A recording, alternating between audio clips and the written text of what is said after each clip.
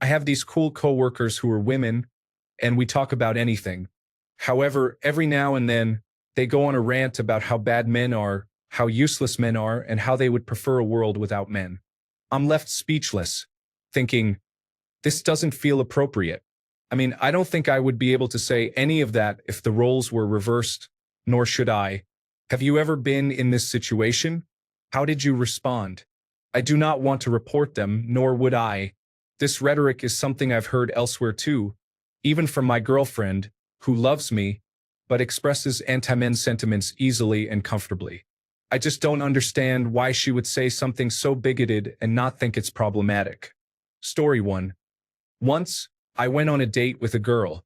After the date, I told her I wasn't interested in seeing her again in person. Later, she texted me asking for a reason. I explained my reasoning. She mentioned a few beliefs. 1. Men with social media accounts use them to direct message other women and cheat, as it happened to her before. She believes all men are consumed by pornography and view women as objects. She stated she would never trust men around children. In her response, she implied that I seemed like one of the good ones, while trying to clarify that she didn't mean all men, just men in general. I told her that until she gains a better perspective on the men in her life, I did not want to be part of it. Story 2. Sure, I think all of us have had this experience at various points. It isn't unusual for people to complain about things when it is perfectly socially acceptable to do so. My wife and I were just discussing the opposite, remarking that it has been years since I last heard a complaint about a partner in public. Generally, when I hear comments like this, I just let them be.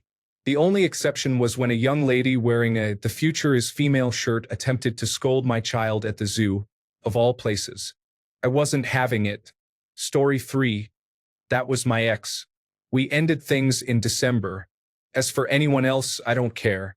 Often, what tends to happen is that women who have experienced a poor relationship, rejection, or similar events become bitter about men. I accept it as anyone's right to express their opinion based on lived experience. If you want to be in a relationship with me, however, I'm not going to listen to that negativity. I don't have to. Congratulations, your negative words about men have cost you a good man in your life. You can take this as a sign to reflect on what you're saying in a relationship, or you can continue to focus on your bitterness and remain unattached to anyone. Story 4. Not all men arguments are not worth having, in my opinion. Either they deflect with jokes and imply that you are insecure for taking it seriously, or they genuinely do not care about men or your feelings. Story 5. I dated a girl in a sorority for a while, and we had long and genuine conversations about how I didn't want her to say things like, "I hate men," or "men are so terrible." She claimed she didn't mean all men, or that she was joking, and that it shouldn't be taken seriously. I was taken aback by such typical defenses for issues we have recognized for decades, like racism and sexism. She really didn't understand the problem and thought I was being overly dramatic about it. We had a hard time discussing social issues, and she preferred not to think about topics like global politics or things she couldn't control. We ended up breaking up over related issues, but mainly my response in those situations was to make her justify her views to me. I would ask why it's funny or where the humor lies. I would make her acknowledge that it would be considered unacceptable if I did the same thing regarding women. They either looked foolish trying to defend it, or they realized their behavior and began to attempt to change their habits. I believe I have positively influenced some people by being rational and respectful of their views, even while feeling offended or upset. I plan to continue doing so. Story 6. I do the old walk away. I'm sure that makes me even more of an evil man in some eyes, but life is too short to care. They are no different than men who speak poorly of their wives or other women, juvenile and sad creatures. Story 7. It is disturbing how often phrases like "kill all men" and "all men are trash" are used in various places on the internet. If the roles were reversed, it would be unacceptable. Story 8.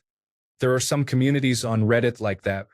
It's really sad how many bitter people there are, not only in those communities but in certain political groups and the population in general, who hate a whole group of people because of something that one person or a small group did to them, or even just things they heard that might not be true. They don't heal like emotionally healthy individuals do. they just spew negativity forever. In general, I think there is nothing to be gained by confronting people like that. They are toxic, and pointing that out isn't going to change it, so it is just a waste of time and energy to try to interact with them. In my life, the one that first comes to mind is my ex's best friend. From what I understand, she went through a bad divorce before I knew her and seemed to harbor anger toward pretty much all men afterward, even many years later. She was generally civil to me, at least to my face, but I think she was probably a factor in my divorce.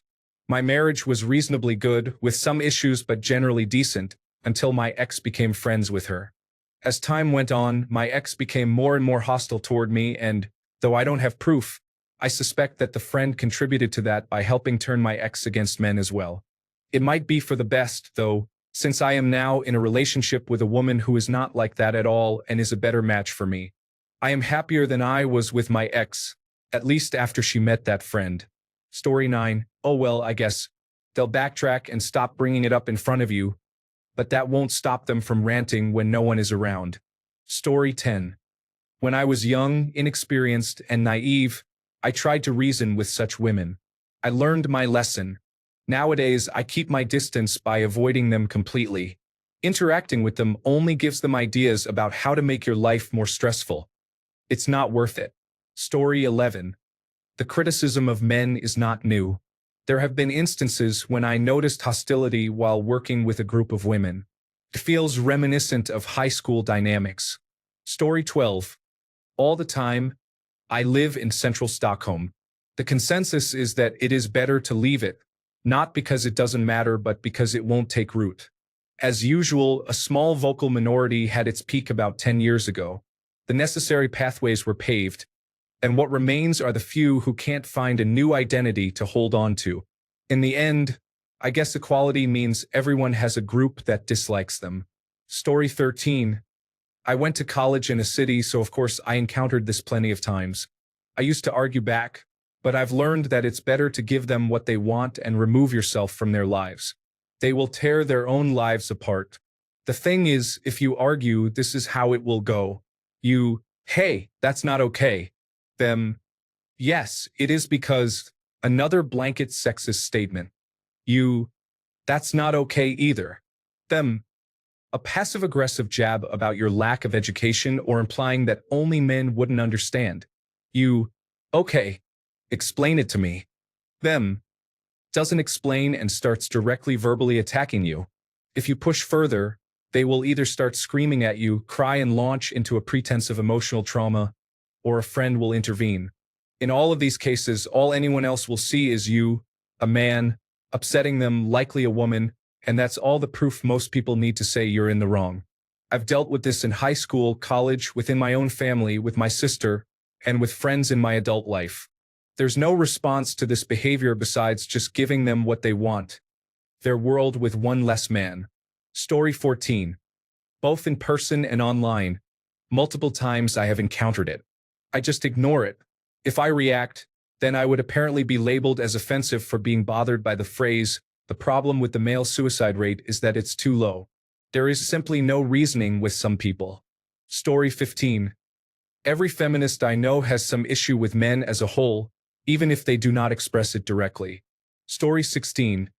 I am a manager who has a butch lesbian as one of my direct reports. She inadvertently showed me a text she sent to another coworker where she mentioned that the problem is that we have to answer to all these men. Well, that's inappropriate and against company policy. She realized her mistake and began apologizing profusely. I could have taken formal action against her, but why reinforce her point? I weighed the options, and terminating her and finding a replacement just wasn't practical at the time. I preferred to let her feel the consequences for weeks. She also changed her attitude because she felt she was walking on eggshells. I got great work out of her after that. Story 17. I had a 17-year-old girl tell me last year that she hates men. I asked her if she meant some men, and she insisted that all men are rapists. I suspect she picked up this rhetoric from social media. I have heard similar sentiments that men owe women something. They claim to want equality but seem to think their male counterparts should be serving them. Story 18. I was raised around it. It was really hard being a boy growing up in that environment. It must have been difficult being a single mother while our dad was not around due to addiction. Surviving domestic abuse must have been challenging. I do not doubt any of these things. Little consideration was given to what it was like growing up constantly hearing how awful men were. Men were always the punchline of the joke. They were seen as worthless. Her friends would come over and criticize men. Sometimes, when they were drinking, there were thinly veiled comments about how unfortunate it was that I would grow into a man. The casual sexism I experienced as a child stays with me. I initially internalized it and perpetuated the idea that men are worthless. Now I see that some people may have negative qualities regardless of gender. It took a long time, and I still work with my therapist on my feelings of being wrong or feeling less than due to the incessant message that being a man makes me a bad person. Story 19. That was my grandmother on my mother's side. She had a strong disdain for men. She loved me and hated me at the same time. To be fair, she grew up during a time when women couldn't get credit without a man's signature, and I don't blame her for feeling that was unfair. However, I hadn't even been born yet when that was happening, and she blamed me anyway. It wasn't just men she disliked.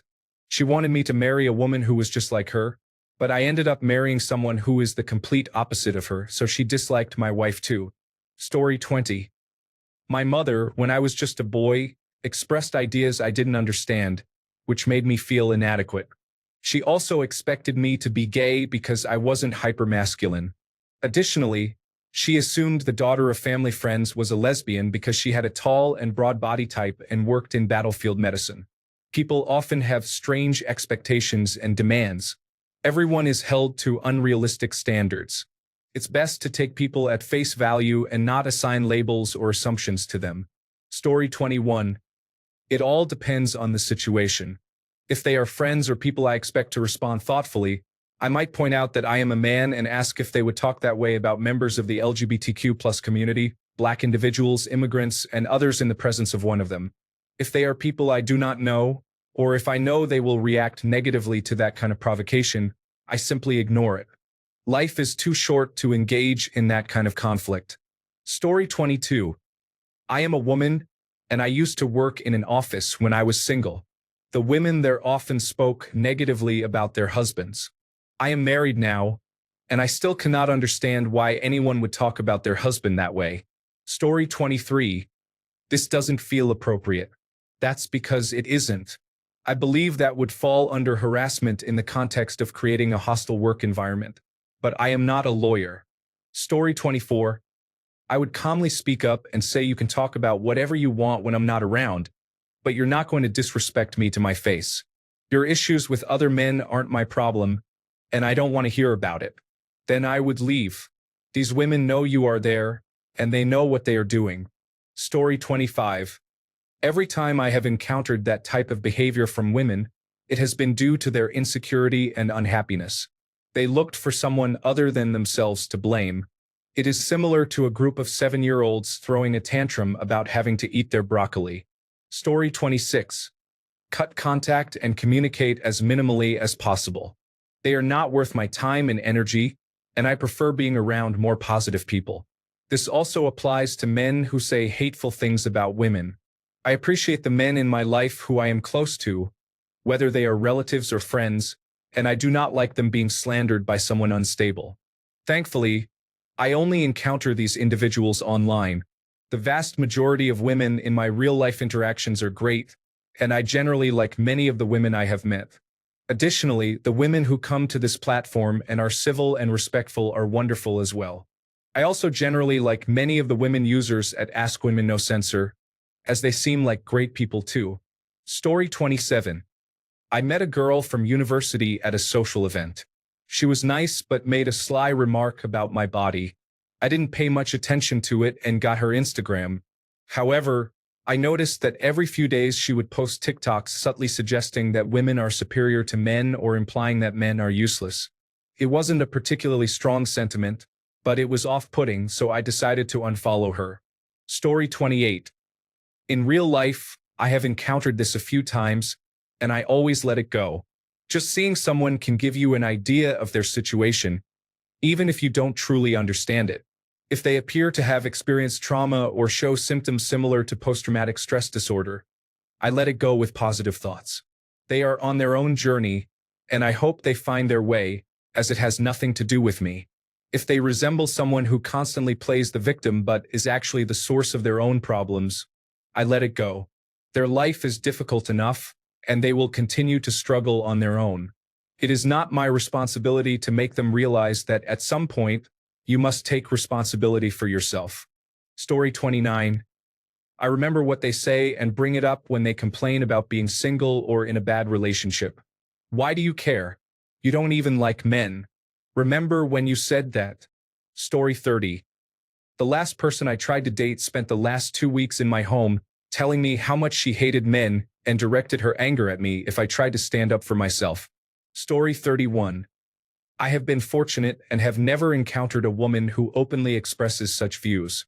I have seen plenty of it online, but I want to believe they are in the minority. Women who convey that sentiment do not deserve my attention, so I simply move on and ignore them. Story 32. The only women I have heard doing this have had a long list of failed relationships and refuse to admit they were at least part of the problem. I have noticed this specifically among upper-middle-class white women. I do not know why that connection exists, but I have noticed it. Story 33. I've heard it often. The best response is to let it go and emotionally detach from that person, as they may bring you down. Most women are more complex than such statements suggest. Perhaps it's a way of expressing, I struggle to understand men or have had negative experiences with certain men to whom I may be attracted. You will get dirty if you wrestle a pig. Story 34. Most individuals with biased views are completely unaware of their prejudices. For them, it is just an opinion or a not all mindset. Some people are open to criticism while others are not. You need to assess your relationships and interact accordingly. I would record conversations on my phone and play them back for the individuals later. I have used this method a few times, and it is remarkable what happens when people hear themselves being disrespectful. It is risky, but it definitely works. Story 35. I gave her a chance to correct herself, but she insisted on her position. I ended the interaction and did not pursue another. Story 36. We were expecting our first child, and I hoped we would have a girl so he could watch his little sister, if we had one, as they grew older and the boys she would be hanging out with. Hey, I'm a feminist, and I overheard what you just said. I just turned away. Story 37. It has never been said to my face, but I do hear it often. On the internet, I see it constantly. Have you told your friends how this makes you feel? Story 38. I know it's not right, but recently my depression has worsened because I see many women on social media expressing sentiments like, I would love a world without men. They often say, I would rather be in a forest with a bear than with a man. All men are rapists. All men will cheat. All men are the same. And men are all stupid. Story 39. Be careful. When in doubt, withdraw. The law is biased against men, effectively presuming guilt. Story 40. My wife was raised in a typical small southern town where women were told to stay home, be barefoot and pregnant, cook for their men, and maintain the house while the men could act however they wanted because boys will be boys.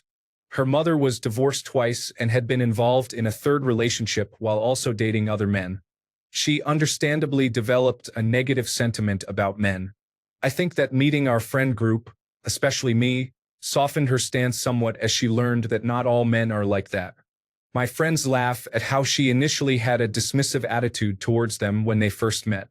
She will still say things like, "You're such a boy" to me, but there's no anger behind it. She says it in a loving way. We have been together for 27 years and were friends for 3 years before that, so she has had ample time to understand me. My wife is truly amazing. Story 41. I usually just avoid interacting with them. It's different when it's someone in my family.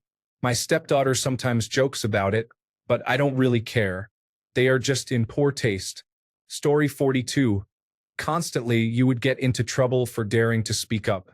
This is how they get away with it, I guess, feeling confident because they have orchestrated intimidation and financial consequences instead of defending their ideas, which are misguided and very hurtfully wrong. Story 43. It is a common occurrence.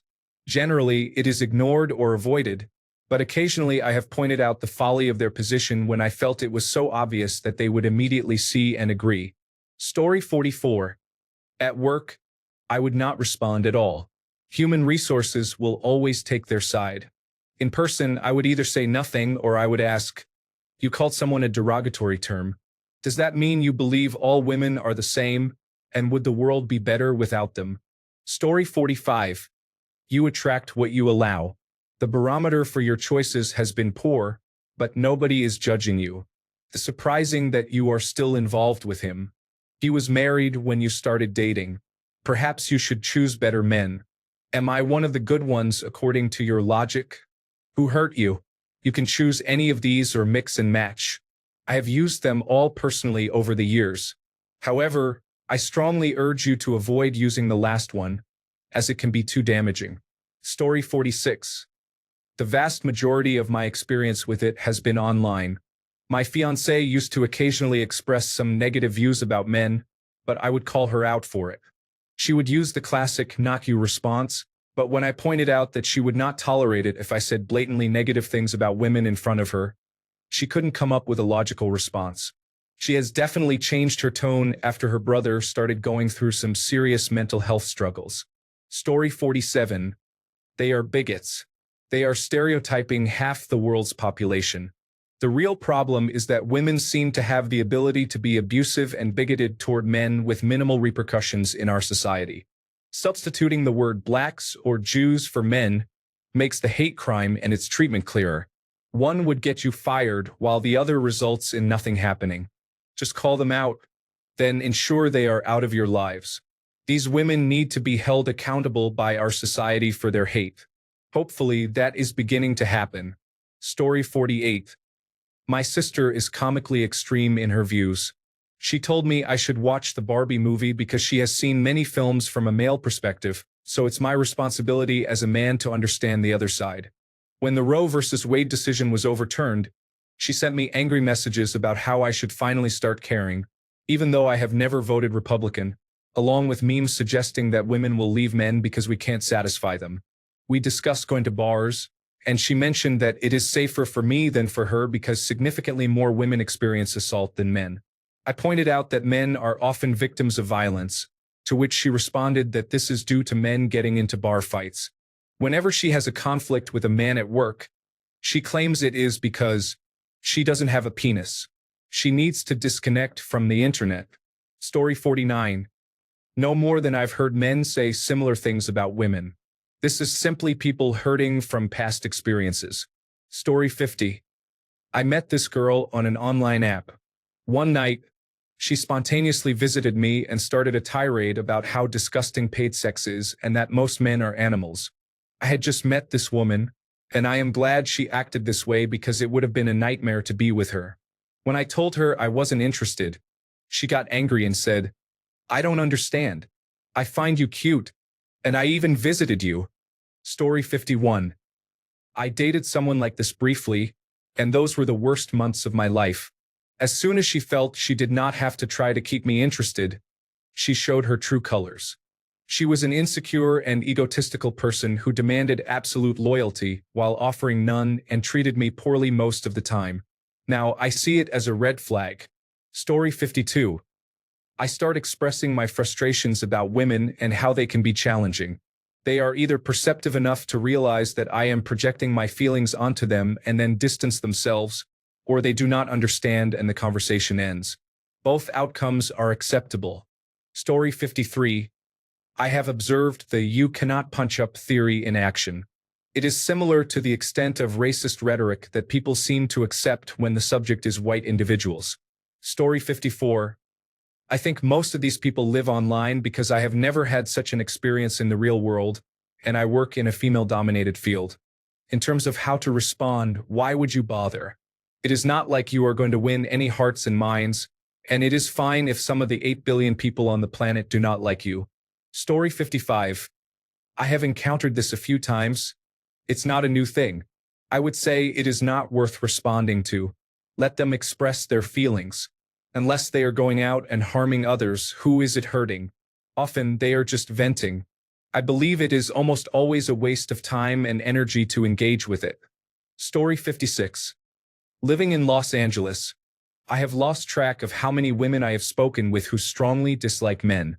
What is both sad and amusing is that if you continue to ask questions, they all express a desire for a traditionally masculine man while believing that all men are inferior to women and that men have little value. Story 57. It happens all the time, I would imagine. I have been there at work myself many times. I usually just leave the room. It is not a battle that can be won. Women are good, men are bad. Story 58. If it's an idle comment or commentary, I usually agree as a man. Strongly, emphatically. If it were a more serious conversation, I would probably just leave. Get up and walk away. It's not a conversation I want to be involved in. Story 59. I know this is asking men, but as a woman, I often reply with, "Do you think women are any better?" Then you often see the wheels turning behind their eyes. There are bad people in general, both men and women. No gender is worse than the other. Story 60. Report them. Is that really your thought? People are sharing their experiences and they are private. If these women are communicating their experiences with one another, it is not for you to dismiss them. How do you react? What do you say? Is it directed at you personally? If you disagree with what is being said or take it personally, then either express your opinion or excuse yourself from the discussion. This doesn't seem complicated. Story 61. Mainly on Reddit, it has been primarily the usual femcel communities, but I have seen that negativity leak into more mainstream discussions. I have learned that responding to them is like kicking a hornet's nest of ignorance. Story 62. Just once, I was working at a store when two older ladies walked in, already saying, "Let's get a girl to help us." Right? Men are useless. They commented to each other as they approached the help desk. Recognizing trouble, I quietly asked a coworker standing next to me, who had also heard them, if she could assist them. She agreed, and I found something else to do. The two women later formally complained to my manager. Story 63. In person, I have only heard it as a joke and not really used seriously. Many men tend to think with their lower instincts, which is very different from the sentiment expressed online or on social media. Story 64. In real life, it's mild. The occasional comment about man flu or men do X irks me. But that's not a battle I'm going to win, so why waste my energy? On the internet and in the press, the level of criticism and outright hatred honestly makes me lose faith in humanity sometimes. Story 65. I have certainly heard comments about men being messy, stinky, or unpleasant, but generally that is not the case. The women in my life do not seem to dislike men. Story 66. I reduced my interactions with her to a minimum, which was necessary for work. If her points were valid, she would feel more comfortable without me around. If her points were invalid, I would feel more comfortable not being around her. Either way, distancing was the right action, and I have no reason to try to persuade her of something different from what she believes. In short, I do not respond, I distance myself, and I prefer to interact with women who feel less animosity toward men as a whole. Story 67.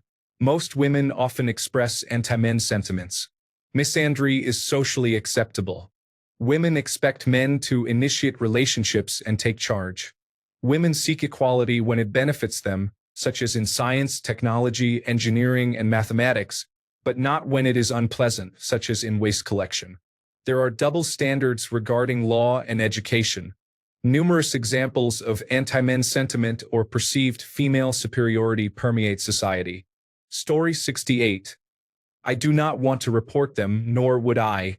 If you do not report them, nothing gets done about it, and they will continue to think their actions are acceptable. They should face some consequences because, let's face it, if you suggested that women are useless, they would report you to human resources immediately, and you would be out the door. Story 69. In real life, I have only vented a couple of times after a bad breakup or poor treatment on a date. I understand frustration and the need to vent. It's not something that requires a specific action or response from me. Story 70. They often tell me I am one of the good ones, and I tend to agree with them most of the time, even while I acknowledge that many of their complaints are valid. The point is, I do not waste my emotional energy getting defensive. There are plenty of valid points in their criticisms of men, and long ago I began to view their insights as information, however subjective, about what women want, which is typically quite ordinary. Story 71. I've been present when some women have made those types of remarks. Recently, I was waiting for my drink at a coffee shop. The barista was speaking to another customer who was complaining about something her husband did. The barista replied, "What did you expect? Men are dogs."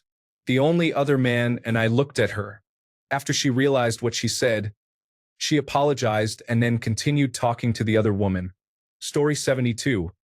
A couple of times in college and at work, I find it helpful when people's sentiments are exposed because it simplifies my process of filtering those I choose to be close to. I am not friends with these women and only communicate with them when necessary. I am not accountable for the backstory behind their feelings, and I am certain that the same consideration will not be reciprocated when I share my own experiences with women in my life. They may appreciate that their behavior deters men, and men should recognize this as well.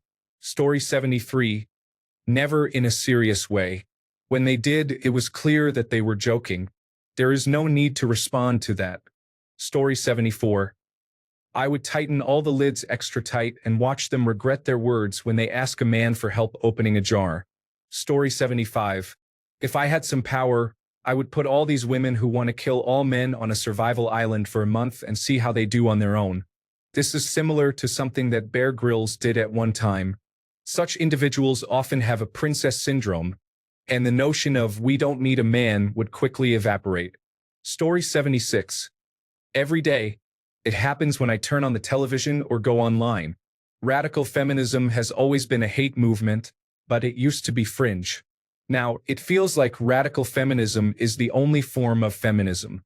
Misandry has become so normalized that it is institutionally enforced. I am forced to pay taxes for schools that teach new generations of women to harbor animosity towards me. I receive emails at work informing me that my company will no longer promote male employees.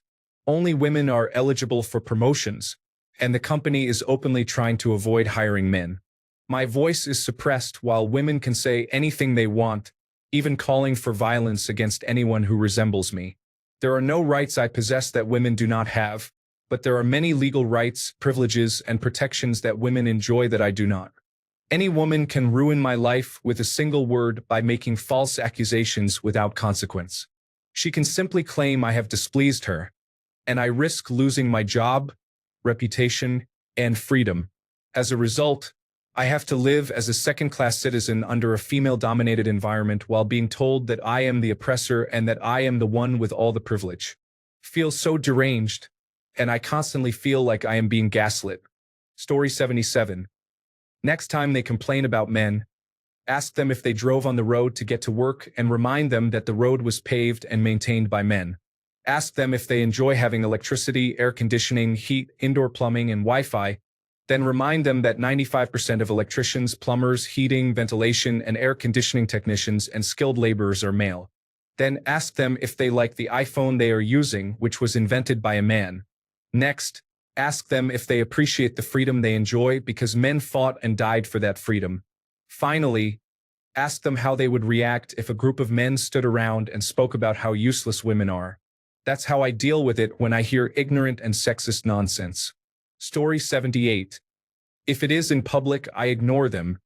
It is none of my business. If it is in the workplace, I would go to human resources. Story 79. I see it all the time on social media and hear it frequently from my ex's friends. My ex even once said she would only date women if not for me. She lied. It's mostly nonsense, and they just want to complain. Story 80. I didn't care. The women screaming about men being trash often do anything to have a man. It's overcompensation. Story 81. I see many girls I know saying this kind of thing, mainly attractive ones. Being attractive, they attract and are attracted only to a certain type of guy who will take advantage of them and then leave. These women then reach the conclusion that all men are like that. It infuriates me. No, not all men are like that, just the ones you are interested in. All other men are respectful and loyal, but you wouldn't even consider them because they're not charming or wealthy. You're the problem, not men. Story 82. Do not engage.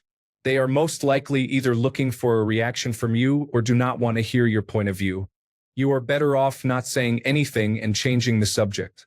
Story 83. Women who say things like, all men are trash, often have had many negative romantic experiences with men. It's not about me. I'm just the information technology professional. How do you handle it? I would jokingly ask them if I was trash too. What? You don't like my Excel skills? My strength didn't replace your keyboard fast enough. Then I would flex my arms like a bodybuilder in competition. Look at these muscles. If they're not laughing at this point, then they deserve their negative experiences. Story 84. Absolutely. I work in retail, and a customer came in and struck up a conversation with another employee that lasted an hour. It was a regular customer, and it was enough to make me feel disgusted with both of them. She still comes in, and I do my best to avoid providing her with any service. To be fair, I will rarely even acknowledge her. Story 85. No, I have never had anything remotely like that happen in 66 years of real life. Only in print and more rarely in video. Story 86. Sometimes I hear sentiments like this from my wife and her friends occasionally. However, it is far from the level of dislike towards men that is common online. If colleagues express such views, they should be reported to human resources. A man expressing similar sentiments about women would be dismissed very quickly. Story 87. Today was the last time I saw women online discussing their dislike for all men, sparked by Andrew Tate. I mean, he is just a human trafficker and a con artist, and while he may offer some questionable advice, I do not consider him an exemplary representation of the average man. Story 88. Avoid engaging with them and refrain from reporting it, as human resources may also consist of women. I prefer not to be around individuals who dislike me simply for being male. Story 89. I often observe this in unusual ways. For example, at work this week, I was in one of our director's chairs before she arrived while discussing a project with a colleague. I got up when I saw her arrive and apologized for the inconvenience, only to be met with a comment that she was going to push me out of the chair. While I understand that this likely wasn't a real threat of violence and it's not worth escalating, all the women present, and I was the only man, found the idea of violence against me amusing. Many women do not fully understand how to embody the behavior their movement advocates. They believe that by gaining more social and economic power, they can do whatever they want. Story 90. Well, the first step is to realize that if they hold misandrous views to that extent, they probably aren't that cool after all. As you mentioned, neither you nor they would find someone who makes those kinds of comments about women very appealing to be around. Depending on whether you actually want to interact with these individuals, there are a few options. 1. Just stop interacting with them. I know it's challenging, but you can limit your interactions with these individuals to strictly work-related topics and functions, refusing to engage outside of that. It might be difficult for them, but they are the misandrists, and that's their problem. You can confront them directly, point out to their face that their comments are incredibly sexist and that it is just as harmful as the sexism that women have faced in the past and present. If they are worth continuing to interact with, they may at least consider your perspective. If they don't, revert to option 1. Story 91.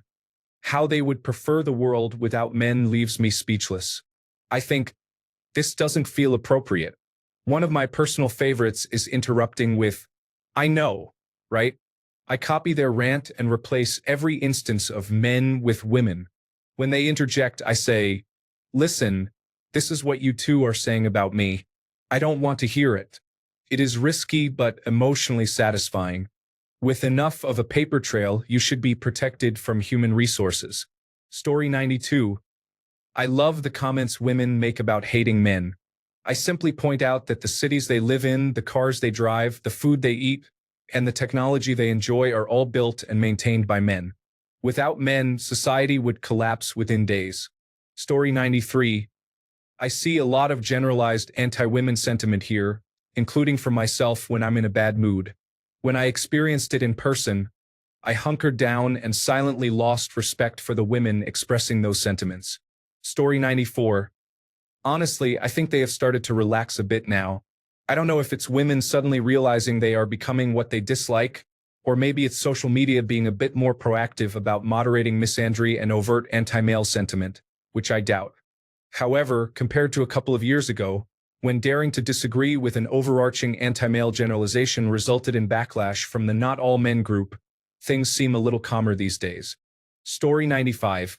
I don't know if it's an age difference or a cultural bubble I'm in, but I genuinely cannot believe some people in this thread have never met someone like this. I heard this sort of thing throughout high school and college, regardless of the friend group or people I was around. Of course, it wasn't everyone, but in any given room or group, you could always count on a couple of people who would say things like that in a casual setting. It's pretty tiresome but not worth engaging with. Story 96. Saying that not all men are like that and that they are generalizing is utterly useless in these situations. They will refuse to listen or take you seriously. What I usually do is say something smug and provoking like, I didn't know you dated every single man in the world. Or, perhaps you just have the worst taste in men that I've ever seen. I might also ask, do all men suck? Or do you just like one type of man, which are the ones who suck the most? Or, have you tried looking for different men? Have you ever dated a priest, a cowboy, or a soldier? Are you complaining that men are all the same when you only pick the same type of man? I say these things not to argue or cause a profound discussion because that would be a waste of time. No opinions would change. I just want them to respond with something along the lines of, I don't need to date every man. They are all the same anyway. But it is usually enough to make the men around take a laugh at them, and if there aren't any, then I would just giggle. Story 97. I have encountered individuals who carried deep-seated resentment toward men. This often stemmed from past traumas or societal observations. At first, I felt compelled to engage constructively, hoping to offer an alternative perspective. However, a pivotal moment arose during an interaction where, upon expressing my viewpoint, I was met with such rigid hostility that it became clear no dialogue could bridge our divide. This was not a debate. It was an outpouring of hurt manifesting as sweeping generalizations. Since then, I have realized that the most productive approach is to focus on fostering positive relationships and setting an example through my actions. Trying to change entrenched views is often an uphill battle. I prefer to invest my energy in supporting those willing to have honest, growth-oriented conversations. Story 98. I just don't understand why someone would say something so bigoted and not think it's problematic. Because you don't report them. Story 99. It's part of what they are being told in schools and news outlets. They don't care that, if it were the other way around, they would be taking you to human resources and firing you. In some countries, you could be jailed for saying it. A lot of people don't understand that this is why young men have stopped dating. There will be no one for their daughters. Story 100. Yes, she was a really good friend. But after reading some books for a class, she said she hated men. We stayed good friends for years, and she calmed down a bit, but when the whole "not all men are monsters" imagine a bowl of M&M's meme was going around, she bought into it heavily. When I pointed out that it is not only sexist but also a dangerous line of reasoning that can easily be used against any group, she cut me out of her life. Seeing a certain online community and how much hate is allowed there just makes me sad. People seem to forget that hatred helps no one and only breeds more hate. Story 101. I tell people I do not hate men. I dislike males who are whiny, needy, or controlling, as well as the unhealthy male ego that is repulsive. These individuals are not true men. They are just overgrown children. Just because they are male, do they think they know better? Story 102. I only have one female peer who I could imagine going on a rant against men, but they are generally enthusiastic about people, places, and things. If I wanted to discuss an anti-woman rant with them, I would likely be able to get them to join in, albeit with a little more lead-in. Story 103. I grew up with a few aunts who were feminists in the 1960s and 1970s. They seemed more anti-men than pro-women. Story 104. They generally have a bleak outlook on the world. They are not worth a second of thought. Story 105, you make a decision. Do these people matter enough to you to bridge your ideological differences? If you can compartmentalize your priorities in life and work is just work, then I see no reason to put forth the effort to connect on a deeper level. However, if your job is a significant part of your life and you need a higher level of connection to perform effectively, then it's worth considering or at least discussing with someone in human resources before saying anything. Unless you would die on this hill, in which case take drastic action. Story 106. It depends on the workplace. 50-50 splits tend to be fine. I honestly haven't seen much sexism in male-dominated workplaces, but in female-dominated workplaces, I have always heard negative comments about men, usually after someone gets dumped. Everyone then decides to empathize by sharing their stories about how men are terrible. Story 107. I live in Canada, and of course I have. It's their basic setting here. How do I respond? Usually, I don't because there's no point. If it's in a work environment and I retaliate against the popular narrative too strongly, they could fabricate something and get me fired. In other settings, again, there's just no point. So these days, I just roll my eyes and carry on. Story 108. I have only encountered this sentiment on Reddit and other social media, so it really doesn't affect me. However, if I encountered the people the original poster did, I would call them out for their blatant sexism and feel pity for them due to their emotional immaturity and lack of intellectual development. Additionally, the original poster's girlfriend is a red flag. Story 109, mostly just on Reddit. It seems that women users utilize the subreddits to express their frustrations in a way that cannot be done in real life. It is a typical internet phenomenon. Story 110. This was my ex. She had a lot to say about how evil men and masculinity were, but she couldn't help but cheat with a number of men, especially those who were particularly masculine. All the attitudes and behaviors she claimed were awful and problematic, though I didn't fully disagree, were nonetheless apparently irresistible to her. It makes me wish I could have asked her why she thought these attitudes persisted. Story 111. I find it surprising that so many men have experienced this. I have never been a part of a group or witnessed it, even while working at an abortion clinic with feminists. I am not saying it doesn't happen, but I wonder about the environments where it occurs. For men who have overheard this hate speech, where were you? If you were at work, what did you do? Story 112. It's nothing new. I remember a teacher at school saying similar things a long time ago. Even at 12 years old, I could see she was quite mistaken when she claimed, "Now we have test tube babies, we won't need men much longer," apparently unaware of how test tube babies are created. Story 113. Not recently, but we were watching a video back in November about men being outside on Thanksgiving doing various activities in the yard. They either want to be productive or they are trying to stay out of the way.